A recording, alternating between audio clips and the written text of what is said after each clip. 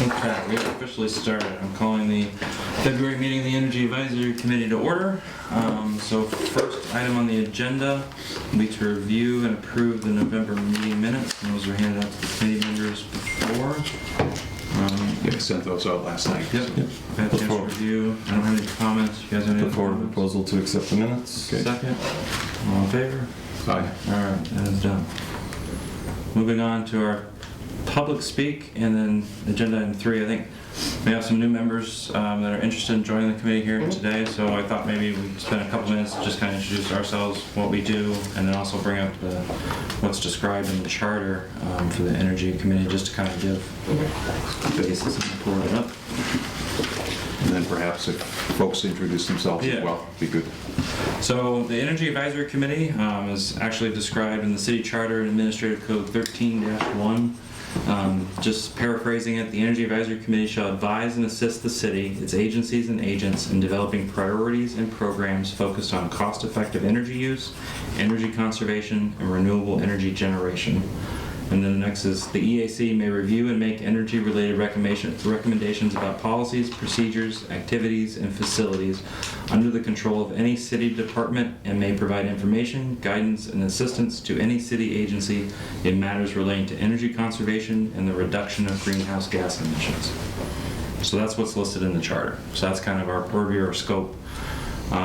So far, it was started because of the Green Communities Act, was it 2010? Right, Maren? One of our primary responsibilities is Maren works with the city departments to get the green communities reporting done. We've also kind of reviewed some of the years ago with Mayor Mike, I believe we did when we were a third-party energy supplier, we reviewed some of the companies back then. Let's catch her. With Karen. Was it Karen? Yeah. Okay. No, I can't remember. Yeah, it's been years. It's long, but not quite that long ago. Yeah. So that was one of the things we did. We've worked on trying to get better information on our solar systems. We have 2 commercial solar systems that we net meter with for city properties. One is our Oliver Street landfill. It's about a 2 megawatt facility on our old brownfield site down off of Oliver Street in the west part of town. And then we also have up to 1.5 megawatts of the Deerfield solar site up in an old quarry.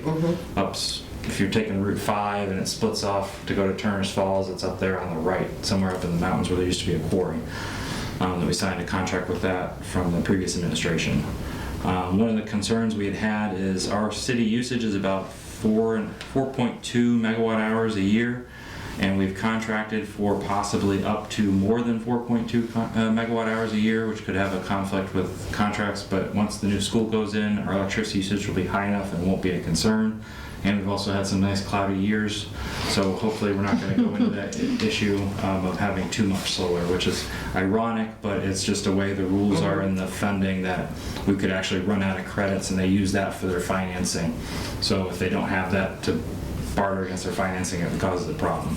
Part of the problem is we didn't have an Energy Advisory Committee when that contract was signed, so we never got to review it or even bring up these concerns. So that was one nice to have. If we have more members, because that kind of just fell apart due to membership. I had a job at the time that was causing me to commute down to Connecticut, so I had to drop out, and we just had some other issues, so it kind of fell apart. We just came back 2 years ago. So Just to add to the school usage, the reason it's not total energy usage, but the energy is going to shift primarily more from fossil-based to electric-based. Correct. So the old schools are heated by There's a oil. net reduction, but a shifting in what type of usage. Yeah, and gas. Vastly inefficient gas usage at certain buildings. One of the other things we've wanted to try to get a hold on was the city energy usage on a monthly basis and kind of start tracking that. Because I guess when we had the Green Community Report last year, White Brooks Middle School energy usage, was it doubled or increased by 50%? Was it doubled? It was the gas alone was doubled. Doubled, right, Okay. so the gas. Yeah, this year has gone back down. I did meet out there, not to get too far off to a tangent, but I did meet out there with the facilities director. Nothing known as to why increased electricity, increase in gas use.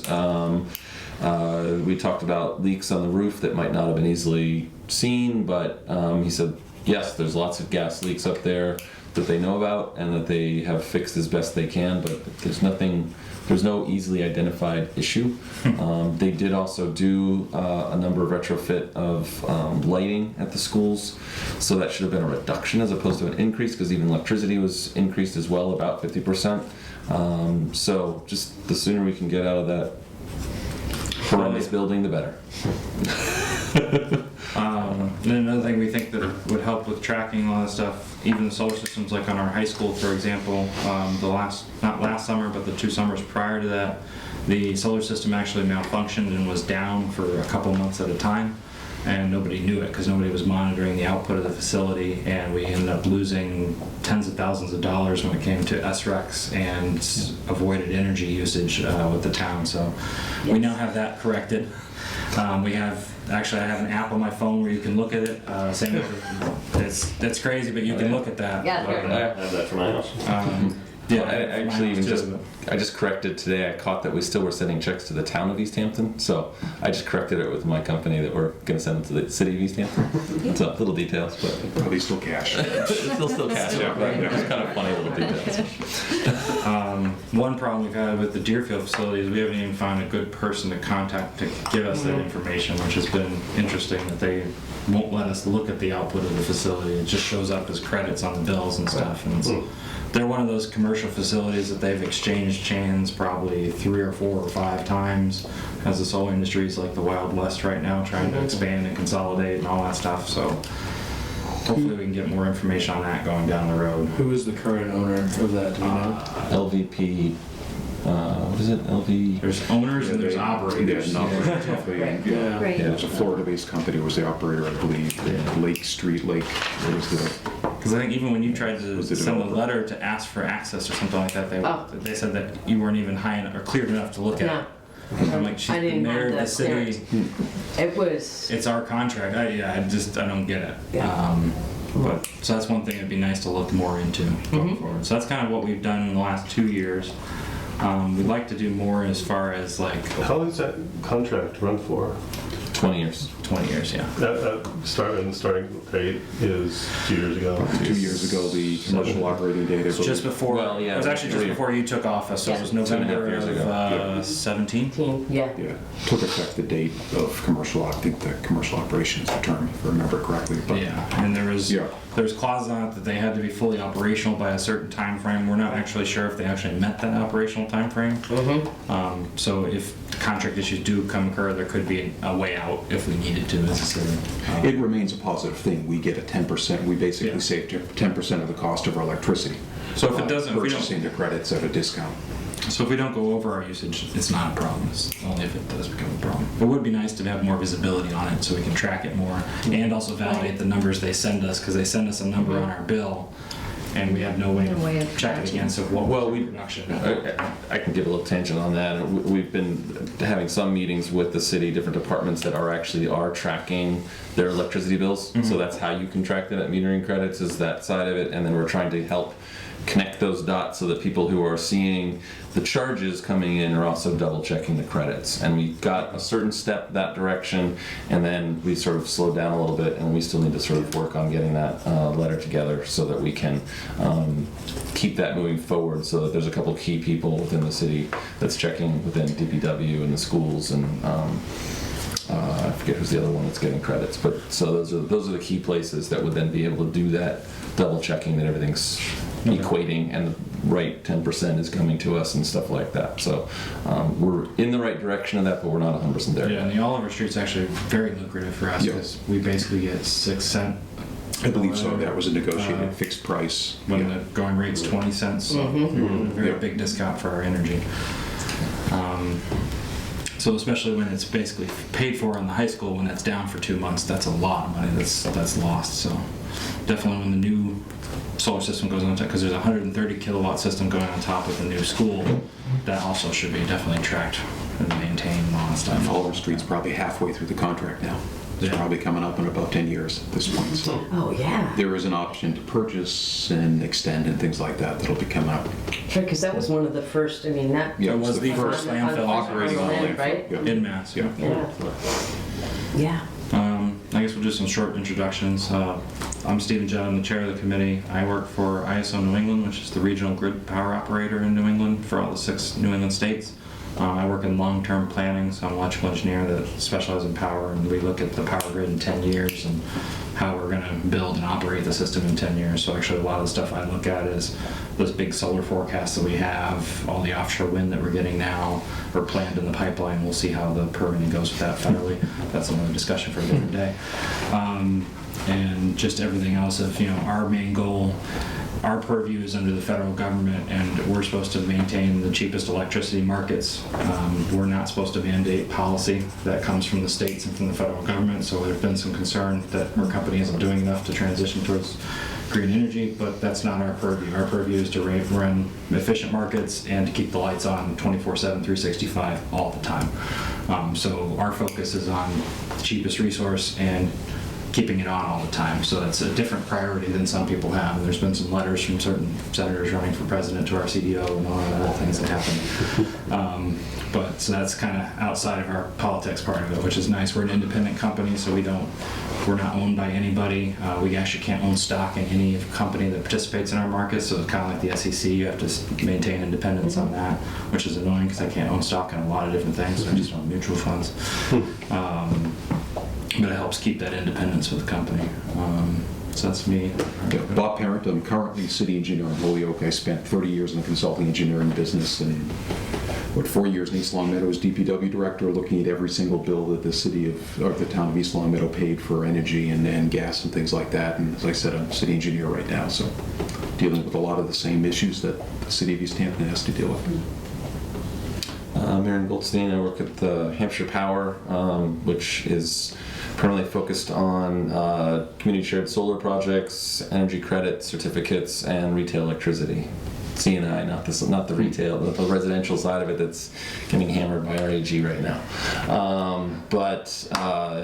So that's my focus over there, and have been working with the city since 2013 on green communities and things like that. So pretty knowledgeable of what we're working on and trying to find ways for us to continue to save money and look for revenue even. So. Okay. I'm Misty Gay, and I'm a recent graduate back to school after 25 years in risk management and business. And my specialty was energy and water resources and monetizing them, actually. Finding ways, different platforms, creating platforms to monetize them. And by default, public relations, because many of my cohorts were half my age when I went back to school, and none of them wanted to do it. So, so I ended up falling into public relations by accident, kind of. So, which is fun. I'm Jamie Paquette. I currently work in renewable energy around recruiting for solar, wind, energy storage companies. My company works across U.S. and Canada. Prior to that, I spent 10 years in nonprofit world for energy and environmental advocacy and policy and education. So I've come from a little bit different perspective than sort of the engineering business world, but one that's been really edifying to see how things have adapted and changed kind of over the years, and like that Easthampton really seems to be forward thinking with a lot of this stuff, so interested in helping shape and direct that into the future. I'm Jamie Webb. I'm the assistant planner, and sort of just trying to help the Energy Advisory Committee with sort of liaising between the committee and the planning department and the city departments, so that there's more communication. Prior to my sort of helping with the committee, I don't think there was any formal connection between the committee and the city, and there was definitely some issues related to that, so hopefully I can help with that. Owen Sarah, I'm a city councilor, interested in ways that we can explore more local city legislation policies around renewable energies, making our city greener. Particular interest to me currently, and one of the reasons I'm here, I think I hopped on a call last spring, possibly around incorporating PACE into our city, accepting that part of the MGL. So had a few discussions with some of the members of the committee. It's something that's the reason I'm here today. I'm Nicole Ashpel, and I'm the mayor of the city, and I will look through my appointment file tomorrow or the day after to get a full complement. I would, one, thank the committee, the standing three of you, because the efforts that we have made and been able to maintain around green communities and those monies and keeping our city in the loop is really because of your efforts. And I thank, and Jamie, thank you for stepping in and strengthening that relationship. I'm here for a whole bunch of different reasons. One, just to kind of get looped into the conversations around this table, but also some promises that I have made around using renewables, and even like Stephen's comment to me is, he's just like, how are you really, you signed that letter, how are you gonna, or maybe it's like, what are you gonna do about the fire trucks? And I was like, oh, I was like, I'm coming to the meeting now. Yeah, so, what a very good question. I don't know, we're gonna solve it together. But the other thing I wanna understand more is, solar's the Wild West, as well as a lot of energy efficiency programs and what people wanna do. And I want to, one, build the committee up, but also start funneling that stuff to you guys as advisory board. I would also, not making any promises, are really looking into actually an idea that Maren put into my head, I think right after I got elected, around creating a sustainability position or some coordinator for all of this. Like, so much knowledge around this table and interest and dedication to our city, but everybody has jobs and other things to do. So if we can plumb your talent and interest and try to figure out a way, Jamie has a lot to do, and I'm glad she's here, but just trying that it's a part of our city government we really need to somewhat expand or broaden, because it's our future. It sounds a little lofty, but I believe it is. So. I think I put it in your head even before while you were running. Yes. Oh, was it? Oh my gosh. It stuck. It stuck. Every time I go to another city or talk to a mayor, I'm like, what do you do for a city? Yeah. A lot of job descriptions then. I'm Scott Tunderman. I've lived in Easthampton since 2006. I went to Hampshire College in the mid-90s and studied green energy, and ended up kind of focusing on the social psychology and how people make choices or don't think about energy at all, which is a depressing topic. And I worked with a little nonprofit at Hampshire on green energy stuff. I worked for Northeast Sustainable Energy for a little while, and then have been out of direct involvement for a while. I fixed up some houses, and I've been a handyman, and I always try to incorporate, responsible building energy stuff in those contexts. And it's always been a personal interest for me. So, and I feel like I should, be civically engaged. So, Fabulous. I'd see if I could help out. Well, thank you everybody for introducing yourself. So one of the reasons we actually readjusted and scheduled this meeting especially was over the last, I would say, 6 months to a year, we've had little to lack of agenda items in the Energy Advisory Committee, it seems, besides some of the just routine Green Communities Act, stuff like that. So I wanted to kind of bring the mayor in, Owen had offered to come to the city council perspective on what can we do to support both the council and the mayor's office for the Energy Advisory Committee, kind of get your thoughts on what you would like from us to go forward and stuff like that, and also how we can have something for the Energy Advisory Committee to do going forward. So I know, Owen, you have to leave at 6:50, so maybe we'll start with the city council perspective, what you've been thinking and stuff. And Mostly like I said in my email when I indicated I'd like to attend today, and potentially, from my perspective and my agenda, going forward, I think that I like to rely on the experts when it comes to creating ordinance and policy, and so it's easy to not have to reinvent the wheel, and this committee is here for a reason, right? And that's to determine what our ongoing energy policies should be, reduction of our carbon footprint, reduction of our reliance on fossil fuels in the city of Easthampton. And so in terms of introducing policy, I would ask you to let me know, what you think we should be doing, what we can do, based on your knowledge of existing energy policies in Massachusetts, what other towns are doing, and also, I guess, how the city council can make more visible, maybe, and advocate more for greener initiatives. And that doesn't necessarily have to be through ordinance or policy. It can be through just, being a good steward of the city and, making sure that we're highlighting and shining a spotlight on the good work that we're doing from a green perspective. And again, I'll mention PACE. Yeah, so I'd say probably the first thing would be PACE. If we can move that forward, that'd probably be the best first start, because that's already, we've reviewed it. There's a recommendation letter. I don't know if you need me to do anything more formal than the email. I can resend that email to... Probably be in order. I assume you'd file the order.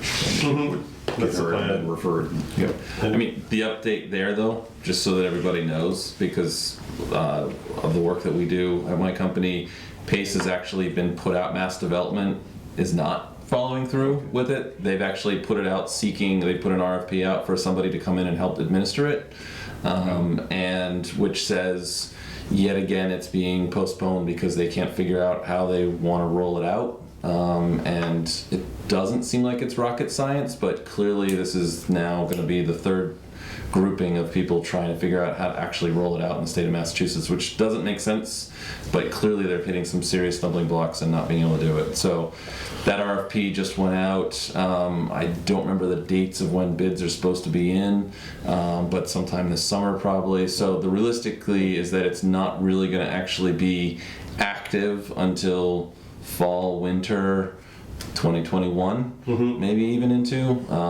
But I still think it's important for our city to promote that and say that we want to become one of those, add to the list to make it more to move that to forward. RFP. But I think that just realistically, in terms of actually being enacted at the state level, it's slower than it should have been. Who's putting out the RFP? MassDevelopment or Yeah. MassDevelopment? Okay, so they're still administering the program. Yeah. Yes, so now But there's they're another not doing it layer themselves. of Yeah. somebody else who's administering Okay. it. The payments are going to go from the company to the city to an administrator to mass development to the bank. And it's just like, how many layers do you have to add to this thing to Wow. try to make it fumble and fall? So that's frustrating, but again, being in the business, we looked at whether or not we want to do that, and I'm advising not to do it. But Right. Yeah. No, and I wasn't aware of that. Yeah. I just actually met with, and you met with MassDevelopment recently, and they didn't shine a light on that. But I think that that was a week or so I guess ago. there's no reason not to. So I mean, the way that the legislation works is it's almost more like a binding resolution. You just are voting to accept this. State statute. Yeah, Context. exactly. Yep. So, is there any reason from your perspective as the advisory committee not to move forward with that, and then once they figure out the mechanics of it, then we can take advantage of it? Because as soon as it does roll out, we're ready to go. We don't have to go through our internal processes to approve it. Okay. Yeah, I think being one more city across the state that's saying, we want this, get it done, and sending that into mass development saying, get your act together, let's get this rolling. And maybe even As do promotion. proof of concept inside the house, make sure we can handle it through our assessor's office and the tax collector office. Right. It's a betterment. Yeah, it's a better, we already know that we can do it, so. Yeah. Yeah. I mean, it's. Just make sure the systems work. And then as soon We've as had to do does it before. Yeah, okay. My understanding too is that it's not the type of thing, in regards to any potential hardship on our departments, is that it's not the type of thing where you're going to have like 50 people doing this. If we're lucky, we're going to get 5. It's going to be, potentially some of the bigger mill owners and maybe, some multifamily type units. But the reason, I'd like to do it too is, this could potentially be helpful for One Ferry Street, and it could certainly be helpful for the existing mills that, some of which are certainly in need of improvements, and the traditional ways in order to do that and financing those are less attractive than doing it through PACE. So. Yeah, and maybe just for everybody else to know too, one of the things that the state of Massachusetts chose to do was it's only for C&I. So it's not for residential, which has been a big stumbling block and a lot of,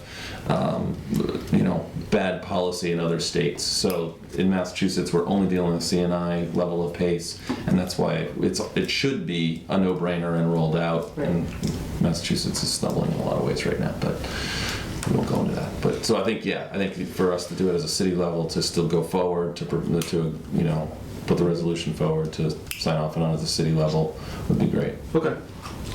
And I know we had talked about a little bit of maybe some options of, we have these energy assessments that the city, the utilities can do for us, both the mayor and myself and the mayor did it last fall. If there's a way we can try to tie that in maybe with the building permit process. When they ask for a building permit, we require them to do an energy audit at the start of the building permit so they can incorporate it into whatever project they're doing in their house or something like that, because most of it's going to be free anyway, because you're going to get light bulbs right off the bat. You get insulation maybe for highly discounted if they're working on the house. It may be something, I don't know if that's something where the city council could, in the purview of requiring a building energy audit at the beginning of a building permit. I mean, It's all the state building permit is all, it's all state driven. It's all IBC code, et cetera. It's, I was gonna say, could we, right? Is that could something do we that? could do? right, that was what I'm I not, was gonna- certainly there are more and more stringent energy codes that you have to comply with. Yeah, I mean, we're within stretch code, but that's not something you can require. It can certainly be something that we promote and put into every permit packet that we send out. We say, here's the resources to call Rise Engineering to have, since they're the local ones who are doing it. For C&I, here's their contact information. We encourage you to get an energy assessment for your building as well. We could do that, but we can't require it. No. Yeah. Even for like residential too. I mean, like because I did it shortly after I'd already done a project, but if I had not known about energy audits or something like that, and I was finishing off my basement, and I found out, I can get all the insulation put in my rafters before I finish the walls for free. I may have had them come before I did the construction where they sealed up the walls first. Things like that. So I mean, that's one way. Another thought was community solar, because the way the rules are set up with solar now is basically it's somewhat of a regressive tax when you look at it from a broad perspective, because the people who can afford solar have it and the people that can't are shouldering all the transmission and distribution charges that our solar people don't have anymore. So is there a way, one way to get around that is you have a community solar of like say it's on a landfill of 2 megawatts, and people in apartments and in multifamily homes that don't own the places, they can buy a portion of that 2 megawatt and get their energy for cheaper from the solar, but not have to have the financing to be able to go through that huge 2 megawatt project. How we would finance that and how that would work, I know Mayor would probably know a lot more about that, but then you'd have to be conflicted out on any discussion. Once we get into the fine points, yes, I'll have to be conflicted out. But I mean, I The think general concept of it. the general concept, one of the things that we're working on right now at the state level is trying to look at a couple different aspects to it, but one definitely is, and we've talked about this before, is about community aggregation, right? So as a community aggregation, we put our city out and say, we're gonna look for bids, so we're not gonna use Eversource as our supplier, we're only gonna use Eversource as our delivery, and so then we can have somebody else bid on it, and when we do that, we can put requirements on that. We can say, you need to have this much amount of green energy in it, or whatever the different requirements are. One of the things that we're looking at too is that as a company is looking at how to then match that with local solar as well. So we could match that with them having to do a development on the second landfill. There's also ways that so that's one layer of it. Another layer of it could be that it's a required portion of that is going to be involved with low income, and so that you have low income funding going into our residents within our community that would automatically get them additional pennies off of their electricity bills. There's lots of nuanced ways that you can make this, and you can build that into your aggregation. So we can deal with it just as looking for bids to put solar on different properties or on the landfill and lease those and get money for that. We can also try to build those into a community aggregation option as well. So I think that's one way where everybody's complaining about rising costs and everything like that, that we can't deal with the assessed value of properties or property taxes, but we could provide that opportunity to reduce your electric bill in half, or even more if they buy into a solar that they can't do because they live in an apartment. And that's one complaint you hear a lot from people that live in apartments or places they don't own or rent, is they can't put on a solar panel to get cheaper rates because they're stuck with what they have. Same if they have electric heating or they have to deal with an inefficient apartment, they can't change that because they don't own the place. So that might be one avenue to offer an opportunity from the city is how we arrange that to say, can buy into this community aggregation and get cheaper solar and reduce your costs. So those opportunities already exist. Obviously, I'm The a community concept's out. solar customer myself. Yeah. But are you talking about, since the city's usage is mostly spoken for, or maybe all spoken for in your solar. What you're talking about is being basically like selling, the city would aggregate that and then sell it to We're just customers, trying or- to facilitate it to where make it available for people of Easthampton. Maybe the city doesn't actually run it, because I don't know if we can Okay. do that Right. legally. And I don't know Right. the No. statutes, but there's a process by which a community can aggregate So its entire consumption in the community. Yeah, so I see. it's not about municipal use, it's actually about everybody else's use. Right. So the city can go out as a bid and bring in a third-party provider that's gonna give the electricity to everybody in our community. So Okay. we would, as residents, we would no longer have Eversource, and we can opt out, but there is no opt-in requirement for community aggregation. So we would put it out for bid, we would find a supplier with our additional green requirements or requests, depending on how we want to go about it. And then we would get, as all of us as residents would get that change in our supplier. And those requirements could include more greening aspects to it if we wanted to go about that. Depends on, those different formulas. We can look at more cheaper, we can look at more green, sometimes they're not separated, but sometimes they are.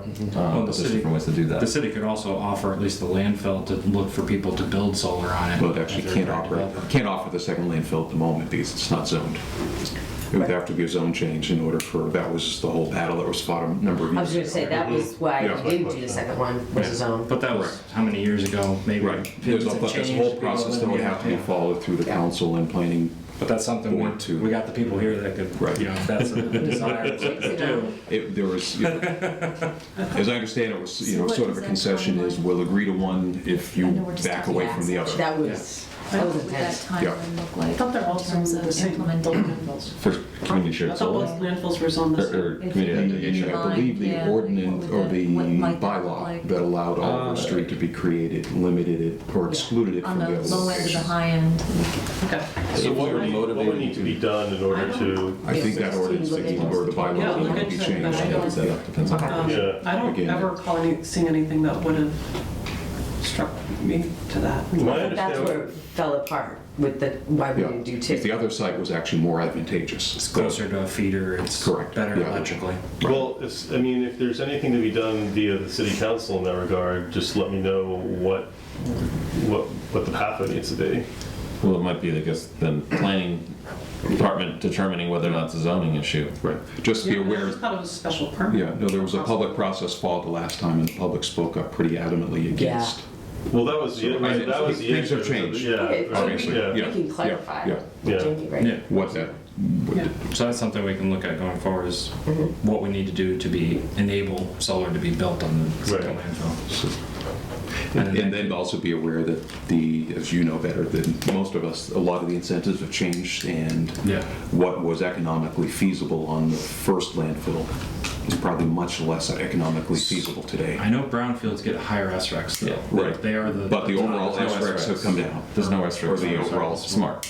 Well, they get one of Yeah. the highest smart Right. credits. So so that's where again we can look at, if we were leasing this out, we could be looking at trying to work on requiring low income, which is actually going to be even the best level of payments. Brownfield gets its additional add-ons, and so there's just different ways that can make it more financially viable. Right. Solar on landfills is about as expensive as it gets because everything you do on the landfill has to be done on top of, Yeah, above the can't landfill. can't be in it. Running conduit, you can't dig to the cap or anything else. So at the time, because it was in the first round of programs, there were a number of communities that moved forward with it because the economics worked. But I think, again, it started to back away from that, and that's why we saw more of the green fields, even though they had a lower incentive.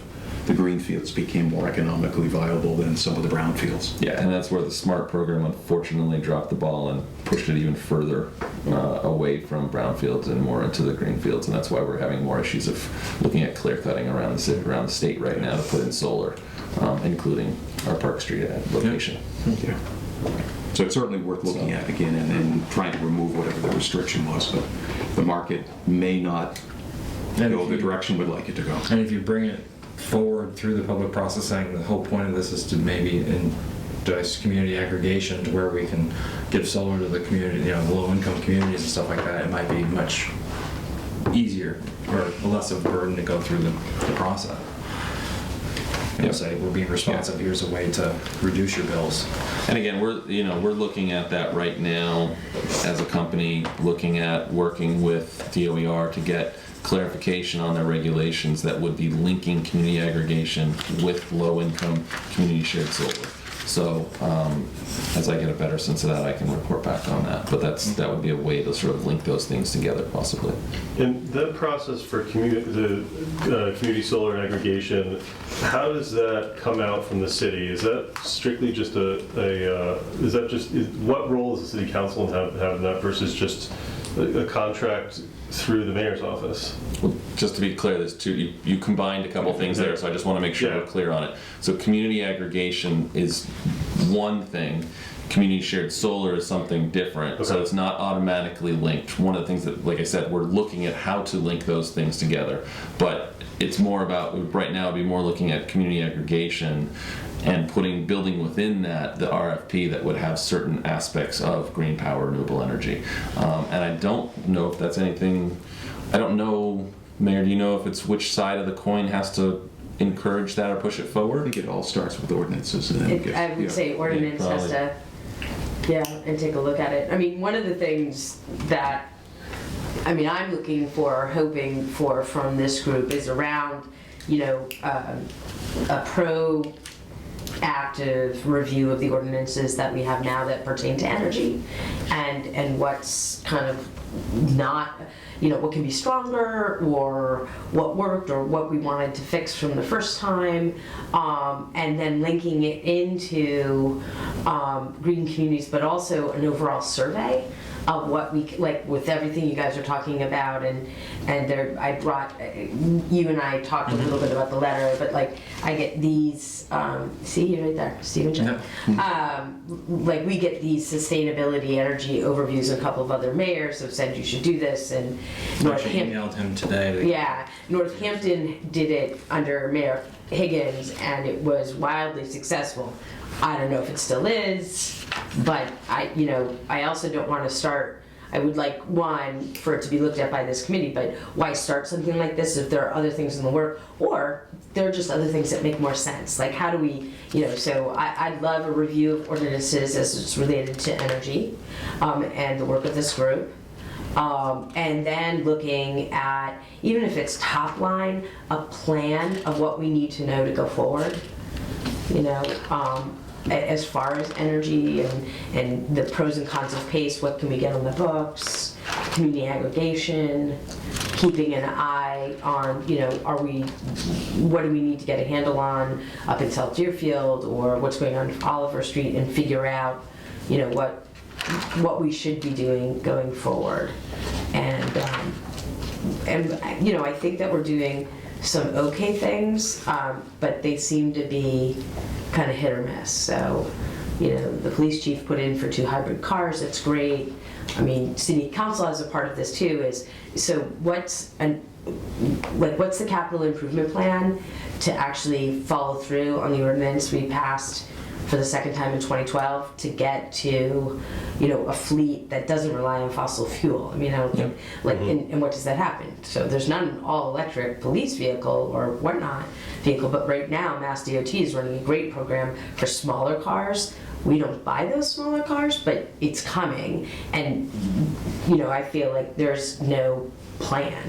Like I don't know how to start rolling off our fleet, or what's the so the 2 hybrid cars maybe were $3,800 more than a typical vehicle, but along with that we got all the documentation of like, yes, it's 38, but you would group this, and this is why it is worth, this is what we save in gas and carbon and whatnot. How do we do that for our fire trucks?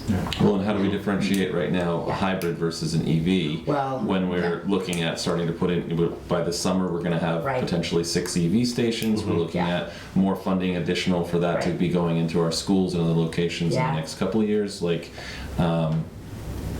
We have a lot of there's good always a lot. ideas, and I know not everything is possible, nor am I trying to promise everything, but I feel like right now, we've done a lot of economic development feasibility studies. I mean, the school was a deep dive, economic development, the arts project, the housing needs and production, and it all kind of circles, all those findings circle around energy use, right?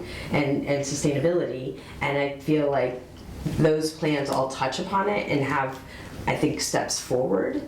But what's our overall plan? Is it we need to go look for a grant to do an in-depth feasibility study or RFP? I don't know if they exist, you guys do, or is there staffing, or what are the recommendations? How do we all aspire to being more climate responsible in the face of a climate crisis, but we do this or that, like how do we maximize this committee's expertise and interest and get something into the legislative or executive branch and let us go after grants or whatever you suggest. So I guess two things. One thing I was... have to step out. Yeah, So go ahead. thank you, guys. And when's your next meeting?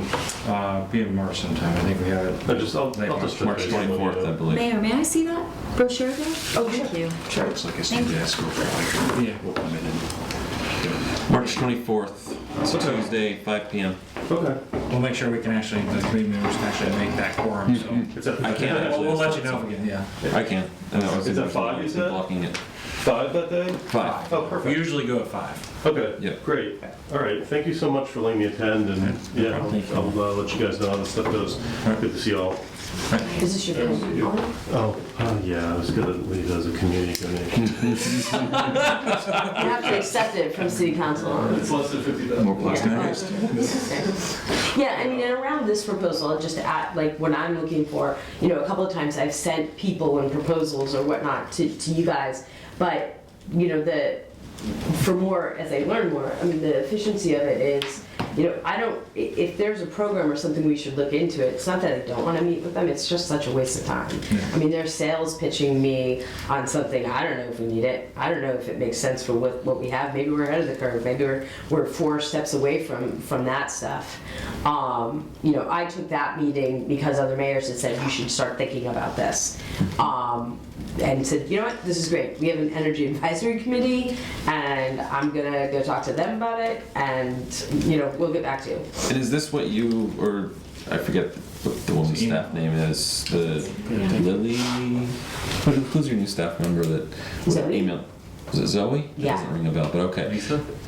Lisa? Somebody. Lindsay. Lindsay. That's Lindsay. I knew it was an L name. Come on.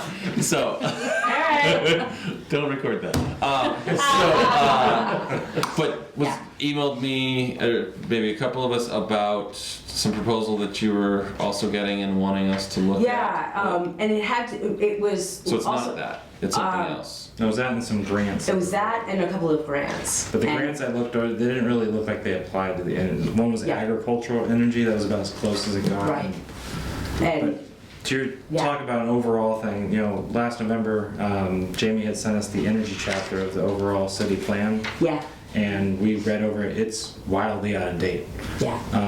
So that might be an opportunity. We talked about that might get pushed in the next year or two, is because there's other chapters that are being updated. Mm-hmm. Maybe if that's a priority for the city, we move that up to be a priority to be revise Yeah. that chapter to do a overall roadmap using that as the vehicle, That'd be great. and then execute that. It's a great place to start.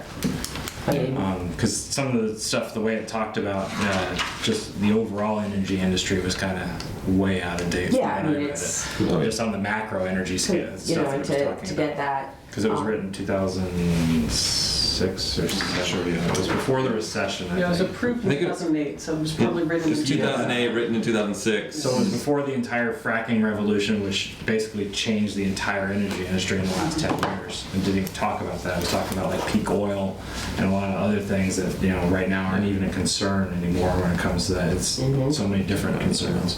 Okay. So that might be one I'm doing. And then another thing I was thinking that might kill a couple birds with one stone when you think of energy is with the school and the traffic problems right now is Yeah.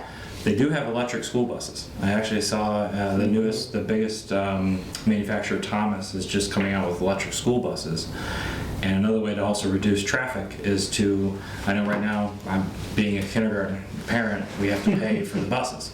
Yes. If there's a way to encourage, if the city wants to encourage, reducing greenhouse gas emissions by everybody not driving to school, you have them on buses and you reduce the cost of the buses and you encourage people to ride on the buses, and it first reduces traffic, so you're not having Right. 400 people dropping kids off and off every day. And the rules right now are 1.5 miles, just as an example.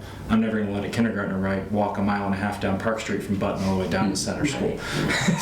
It's a mile So- down the driveway. Yeah. Just kidding. I mean, so it's like, those are some Yeah. things where we can both tackle. We can say we're reducing greenhouse gas emissions by everybody not driving their kids to school, and what they're driving in is an electric bus. Say I don't know who owns it. Do we own the buses? No, or we do not. The contract total, it out? it's an entirely a contract. Yeah. And one of the problems, and we actually were literally just talking about this on Monday, is that there's very few companies out there who is actually offering transportation busing for schools, and so there is almost no competition for who we actually contract with. So there really is not much way, no real way that we could say put pressure on one of the companies and say we want to require that you're going to go electric with your buses. They would say fine, have a nice life, good luck. Yeah. So there's no way for us to sort of pressure people into doing that. There's no, I think that your other aspects of looking at fees and looking at distance to encourage busing versus, everyone driving their kids to school is definitely, that's another angle to look at. Yeah. And then that would go to a question to the mayor to be able to budget Yeah, I know, us it better comes for down to our money, schools. but- The cell and Nice. transportation. Even for her. But it comes down to priorities. That's the thing wants to prioritize. Yeah, no. And resources. And There's resources. fixed resources. Yeah. Yeah. I'm guessing it's way too expensive to internalize the entire busing cost, and that would be the leverage, right? Well, you're not going to do it, then we'll do it in-house. But even what's the utilization of the existing buses? They're not Well, that's full. what I'm- I know they're not. Right. Yeah, we don't But I have mean, to go into that's- that weeds, but But I think just as anecdotal for my son's bus, I think it's 50% full. So if you decrease the range and make it cheaper, you may have more people and actually fill the bus up. And reduce that many cars. there are ways that people can get into and using buses, and yet I think that is a place again as part of the conversation That could about be what in can the we energy. prioritize Right. and how do we sort of focus on that within our city. I think that's a place that we could have a conversation, come up with a plan, propose it, and then we just have to recognize that there's costs involved to the school department. So I and think as a school committee finance chair, we Review. look at that. Yeah. Well, and reviewing the energy chapter is maybe the best starting point. Yeah. Because we can, as part of that, review all the city ordinances that deal with energy and prioritize which ordinances should be changed, which should be expanded. Well, the actual master planning process has to start unto itself, doesn't it? I think there's sort of piece of the open space plan was being done because that's sort of a standalone. Yeah, so what we're doing is we're sort of updating chapters of the master plan Okay. as we get grants that relate to those sections, Okay. but not in a formal master planning process. And then at some point in the future, when we have a grant that will let us redo or right. revise the whole master plan, then we'll take all of these sections that we've sort of updated and either plug them in, or those will serve as the basis for the those updates, depending on how long it is between when we did those updates and when the Did we find out the PVPC funding, grant funding that we had could be used towards the master plan? From we got from Green Communities the last year, technical right? assistance The technical type- assistance stuff? I thought we were gonna look in to see if we could actually use that funding for the... For master plan, I don't think so, but there were some things that we are using, some things that we couldn't use. Okay. Right.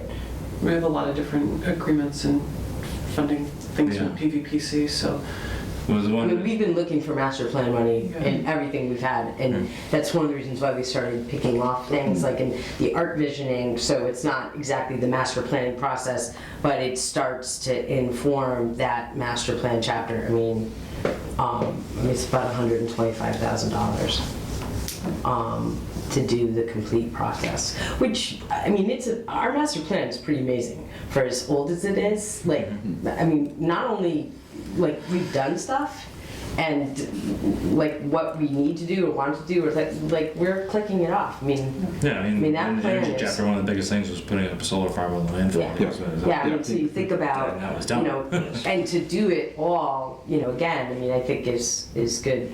I mean, we need to do it, we should do it. But we're picking off the plans that are expiring, like open space, housing needs and production, where we're not, our ADA plan, we're not getting grants right now because those haven't been done in so long. And then think about master plan. I have a couple ideas. I have a couple ideas about electric school buses too, Jamie, and bring them internally. The Easthampton Senior Uber service. Seriously? I'm serious. As part of the I'm actually serious. volunteer hours for the tax Oh, abatement that's, stuff. you know what, I can't believe the tax implications for people who participate in that plan. It's so unfair. You have to report, my mind, I mean, we're Oh, because you got to report his income, right? And then get taxed Yeah. on it? Yeah. Yeah, and you have to, I mean, it's such a misnomer, but we're putting the plan together, yeah. But there are a couple of cities out west who do that. They use buses, electric buses for schools, and then you can opt in via an app, and it's like their buses are maybe 20 people, it's a smaller bus. And then during the day or off hours, you know, you need to get to the doctors or something. And it's electric. It's cool. Okay. So is there anything else? No, that's what, I mean, this is actually great. I mean, to start taking a look at that chapter and then the ordinances is that's a great start. And I have a conversation coming up with PVPC again on the DTLA, the technical assistance and whatnot. Is that for the open space plan? Or? Yeah, the open space plan, I mean, there's another pot of money there that we should be very competitive at, and it's not a lot, but it would maybe fuel some of the work of this committee we fall, and best practices, the compact community grants, which are every section of it isn't funded, but more money is coming online. So as soon as we hit sustainability and they fund, we can go back and do like ask for $25,000 for that. It comes within 30 days. And the product would be the revamping of this particular chapter. Suggestions for master planning or something like that. And that could be staff support, that could be, whatever. So what's the next steps there? I mean, I think we're all in agreement to do this kind of stuff, but what Yeah. would make the most sense to go from here? I mean, for here, if the committee would grab the energy plan and start taking it apart on the committee by, Can you send me Word document versions of it if you can find it? Or is it only in Well, PDF? no, you can send it to me. I've got, I have the Adobe software. I can turn it Okay. into a I didn't know if it was just- I have access to Stuart's old files, and so I might have. Okay, I didn't know if it was I know that- some I know Word that I- I know document. that I Work have- perfect. Yeah. Yeah, I mean, I know that I have doc versions of it. I just don't know if the Maybe it's doc DOS. versions are the latest and great. Like, I don't know if those became the final. Send me the latest. Send me what is the final, and I can turn it even in PDF, and I can turn it into a Word document. Yeah, Adobe will do It's that. easy. You Yeah. might lose stuff in that, but Yeah. Yeah, I've got the software to do that. So Yeah, I mean, so that would be very helpful because that gives a good basis. I can, and as you guys come up with suggestions and priorities, I've got a city document that's been looked at, revised, maybe stuff goes to city council, like PACE ordinances, and I can build off of grants and be a little more competitive for the city as we're picking and choosing. The other is mass.gov. The state has a specific grant calendar for all the grants that they do, and the energy and MVP stuff is flying by us. And to have you guys, Tackle that. huh? I know I'm not a member yet, but I'm happy to tackle Yeah, that. no, and to understand, grant cycles and what these grants are for. They're coming fast and furious. I have it embedded in my mayor calendar, so it tells me when something's open, when it's about to close, when it's been awarded, and even it's nice to even click on what's been awarded and who got what. Yeah. And it might give us, I'm looking at that to figure out what additional support I can get to planning for this kind of work. well, and along the same lines, I would add the other flip side of grant getting is also is when we actually get it. Yeah. I think we made a poor decision somewhat. Not to point fingers or anything like that, but we used the Green Communities grant last year to get $60,000, and it's now, because we didn't use it all, we're blocked from trying to go after $250,000 right now. So, and that was, we said, oh, we got to jump at this because we had 2 days to get it in. We sent it in and we ran with it, and now it's blocking us from actually having done something bigger this spring. Absolutely. No. So I think that's, somebody who's really looking at that grant side of it would be important. But in terms of the master plan, I mean, when we first looked at it and saw how out of date it was, I mean, part of that process is not just for the three of us or however adding more many. It's really about trying to how many different stakeholders we can get together to start to look at that. Right. So that's what I guess I'm asking for in terms of next steps, is how do we want to start to, how many stakeholders are we looking at forward? How are we going to start to set that process up? I don't know if that's necessarily on our committee to determine that, or is It can it? be.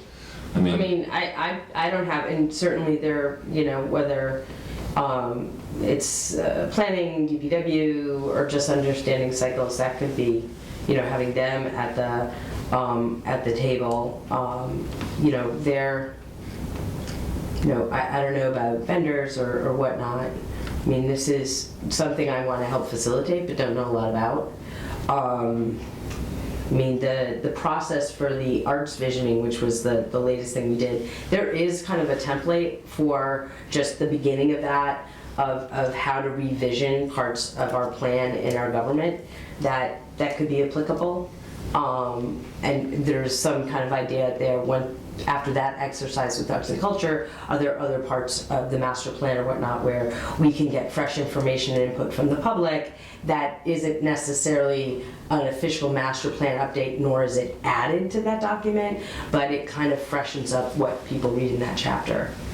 We could get, and it's a good template. Didn't really get it at first, but it's good. No, it made sense, and they around stakeholders and how to collect information. I think it would be good for this group, or my ask would be to get all of what we have that's outdated and do a survey of it and say, okay, like we need to tackle this, we need to tackle that, and maybe some of the technical part of it, if it's included or attached to the master plan, has to wait until, like, maybe we can do some of it, revamp it or update it to inform grants, and then there might be more technical stuff or more involved stuff that will be very formally included in the master plan re-up. Because there's two, like the arts visioning exercise and all of that output will inform a master plan update, but that product was not the master plan, to update for the chapter. I think that, I just want to be clear with this group. So if there's stuff that we can tackle, if we can survey what we have, where we're really out of date or what's low-hanging fruit, and get a sense from there. And I'm, as Mary well knows, in the middle of the budget process, and looking at some more grants, and hopefully community compact grants get funded for sustainability, and then we could put some money to help the committee go through it, or a process, public hearings, inputs, let's think about the different processes. And go from there. So first survey of what we have, what's like way out there. So a lot of that would help to start if we have more members. I'm working on it. well, So I think that's step good. one, is maybe increase. Yeah. The step one is start the process if we can get additional interest on the committee. I think with the applications I have right now, who all look pretty good, I think the committee will be full, even with alternates. Because I think that's a good start. Yeah. And then once we have I that, did then not we submit can. an application. I Yeah, don't so know I'm Misty and Scott, supposed to. you submitted I haven't. applications? Yeah. Okay. Yeah, If you they jump said to on make the sure you city's could webpage. Yeah. at the meeting There's one schedule, page. so Yeah. I had to figure Don't out leave what me that out. was. Yeah. No, Maybe I did. We're very I think flexible I on have yours. schedule. We've done think like I I have, no, I fourth have your Tuesdays at application. 5 Yeah, o'clock. okay. Yeah. Right. Well, that's why you called me. But we can change it whenever we want. Okay. I was like, wait a minute, I wouldn't have called you if I didn't have an application. Yeah. Okay, so then Jamie, you've submitted an application. Absolutely. Scott really has submitted an Scott. application. Right. Do I have your application? No, I have Okay. I have a tab open. I will send it in this evening. Nice, excellent, great. Well, and technically we're 5 plus 2 alternates. Two alternates. Right. Yep. And there then- are other folks. And that Jamie's position has not included that, and technically, to some degree, we'd sort of set it up too that we wanted a school committee member here as well, so I'm wearing both of those hats too already too, so. So do we, Are there others, for or- the newbies, do we need to wait to hear back from you before we can jump in and take on I mean, something? that's up to the committee. Do you want to if were- explain the process and then I mean- for any committee appointment, I guess? Yeah, I mean, it's, you put in the application and, you know, why you want to be on it. I review them, I try to meet or call out to everybody and say why and where, and then if it's a committee, and this committee sometimes can do that, and a couple others, if it's really technical, or the conversation, the applicant wants to know more information, I'll say, hey, why don't you check in with the chair or understand, because I don't know if that committee's really looking at that anymore. And then from there, I put the appointment forward to the city council. The city council gets it, and they immediately refer it to the appointment subcommittee for consideration. They take a look at the application. The chair of that committee sometimes also calls the applicant, or they're asked to come to a meeting. And then they make a recommendation on it in subcommittee, and it goes to the council for a final up or down approval. So it can be, depending on the schedule and time of year, it can be 2 months. As far as doing work around this stuff and not being a member yet, and the work, it's the level really defers to the chair of how you feel about having, you know, folks starting work and that aren't, I mean, if it's not a vote or. Yeah, I mean, I would say that all the meetings are open to the public unless they're executive session. And again, Nicole said it's up to the chair whether or not Yeah. the chair wants to recognize members of the public to weigh in conversations. Right. But assuming that this is sort of an open, And they volunteer to do people work that volunteer they. things and want to do They- things, Right. then the only As you thing that, volunteer to do. the only thing that non-members or the associate members are sort of excluded from is voting and making motions and sort of like steering. Robert's rules of Yeah, nuts and yeah, bolts being of- the chair or Yeah. things like that. So it's like a very small part, because for an advisory committee, I think the only motions are like Support this. to recommend support that. something Yeah. or approve the minutes Yeah. or adjourn the meeting. No one can stop you from looking at the master plan and making some edits Right. to Right, red line it. Or highlight it. So it seems like then, I mean, in terms of if we wanted to move forward, if you send out a PDF to me, I'll turn it into a Word document, and then we can send it out to everybody here.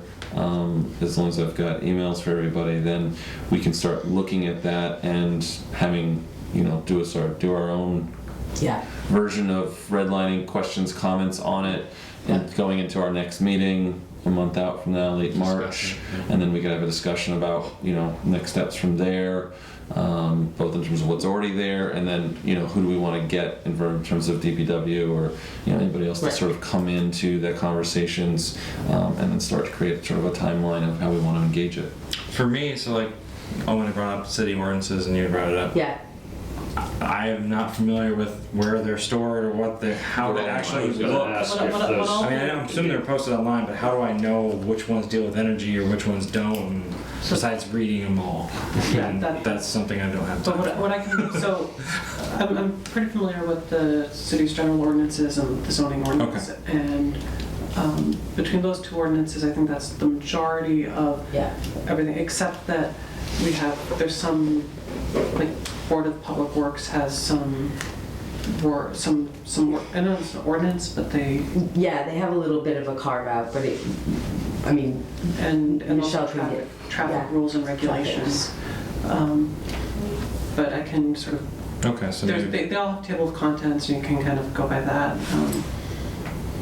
yeah, And I can, So the zoning ordinance and the general ordinance are all in line right now, they're all yeah, downloadable. but what I'll do is I'll take a look and see if I can find out a Word document for the master plan, and I'll send out just a PDF of the master plan, the different ordinances, and also Word documents. That'd be great, of what I can yeah. find for those two.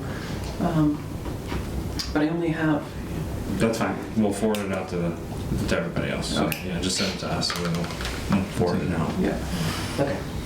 Okay. yeah. Anything else? I will say one quick thing Go ahead. about the green community debacle. So as a part of that, in a reaction to that, we changed procurement in the way procurement talks to all the different departments and about grants, so they get ticklers about when they have to get things done, and we don't find out at the last minute.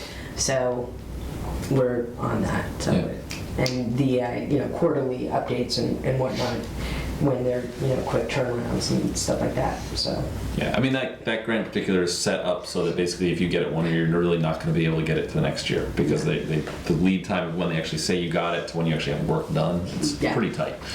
But yeah, so but no, it's good to refine those processes. yes, for and sure. look at what really is shovel ready before grant goes in, and Michael Owens is kind of taking that up as part of the purchasing procurement. So we're more efficient about what we're applying for, what can get done.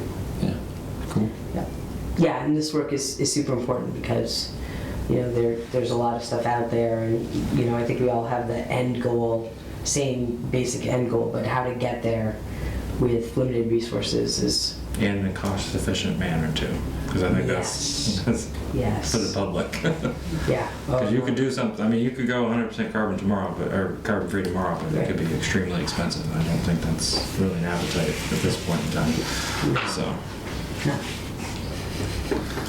economies, I was trying to look at that. So, okay. Okay, so next up is you're going to get us a bunch of stuff. We'll then circulate it and then circulate it out. You're going to work on appointments and such, and And And I emailed I the go guy to- from Honeywell. Maybe he and can those present at the contact next grants. meeting here if he wants to do that to us.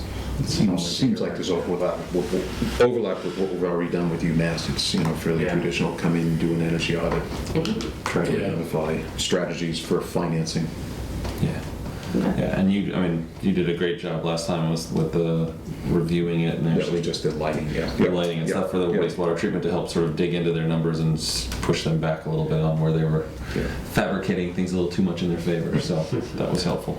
There may be a point once the new school's built and a year or two into operation to then start taking a look at optimizing what's been built. But there's so much that's half of the city's energy demand right now, or more being reconstructed. And also find out what we're going to do with the old buildings too at that point. I'm also going to include a copy of the building permit, because there was some discussion around that. Yeah. And just, if there's anything. If there's a way to encourage energy audits as part of it, or even make it part of it if it's... Yeah, I know that they get the at the end of the construction, there's that stretch code, there's testing on what's done, but I don't know how that relates to like the building, like You mean for like a hearse rating and stuff like that? I mean, that's just new construction. That's not really within. Yeah, so for example, when I renovated my basement, I pulled a building permit, electrical, plumbing, all that stuff. But if I had had an energy audit at the beginning, maybe it may have tweaked how I was going to do my basement renovation and saved extra money from big funding that my contractor would have done himself, but I had Mass Save do it for free. Yeah, we have a lot more retrofits than we have new construction in the city, so that's where looking at some way to work in there would be interesting. So I'll include the building permit packet Okay. as well for people to have thoughts on what could be added to. Great. Where new construction is concerned, I assume it's the same thing. We're not really allowed to mandate any sort of certain levels or anything at a city level, or Owen had talked about for new construction, like he was thinking about commercial requiring solar on any new commercial property or permit. As a city ordinance, I don't. We are within the green community. We do have stretch code, which is a requirement. I mean, that you can't not do the stretch code at this point, which is 3 years ahead of what the standard code is right now. okay, There's those kinds of things that you can mandate. but you could mandate like a LEED certification or something beyond, or some other whatever you might want to. I don't know. That would be definitely an Owen question. And I thought that the building code was sort of the floor, like so the state building code adopts the federal, adopts the international building code, and that by the time we've adopted it, it's just like this is the base level and we can augment it. go above and beyond. Yeah, because I think Owen has thought about, for any commercial permit requiring solar as part of their roof. You don't want to require it for residential. There's some towns in Florida and state of California, new construction has to have solar on the roof now. Right. Maybe we do something like that for the commercial industry here, since they already have low tax rates. Maybe that's one way that you can get more green out of them doing stuff like that. So, just thoughts. All right. Well, thank you, everybody. I know we've gone a little over our scheduled time. Our next meeting is scheduled for 24th, I believe. March Yep. 24th Yep. at 5 o'clock. That's when we usually meet. So we'll have that. I'll send you guys all the meeting invites and everything like that, and I make a motion to adjourn. Second it. All in favor? Aye. All right. Thanks, guys. Thanks very much. Thank you very much.